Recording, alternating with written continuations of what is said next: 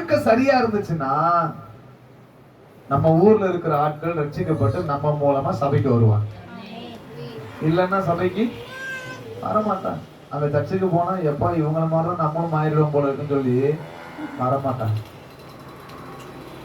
சபைக்கு வர்றது பெரிய விஷயம் கிடையாது, ஆராதிக்கிறது பெரிய விஷயம் கிடையாது, சபையில நானும் ஒரு அங்கத்தினரா இருக்கிறேங்கிறது ஒரு பெரிய விஷயம் கிடையாது. சபைக்குள்ள இருக்கிறேன்னா என் வாழ்க்கை எப்படி இருக்குது, அது சரியா இருக்குதா இல்லையாங்கிறதுலதான் விஷயமே இருக்குது. அல்லேலூயா. கூட்டம் சேர்க்கிறதுக்காக சபைக்கு நம்ம போயிடக்கூடாது. இப்போ ஒரு 20 பேர் இருக்கிறோம் அப்படின்னு சொல்லி பரவாயில்ல 20 பேர் இருக்கிறாங்க அப்படி நம்முடைய ஆண்டவர் கூட்டத்தை பார்த்து வர்றவர் கிடையாது. கூட்டமா இருக்கிறதுனால ஆண்டவர் மயங்கிடுவார் நினைக்கிறீங்களா? சொல்லுங்க. அவரை நீங்க மயக்கவே முடியாது.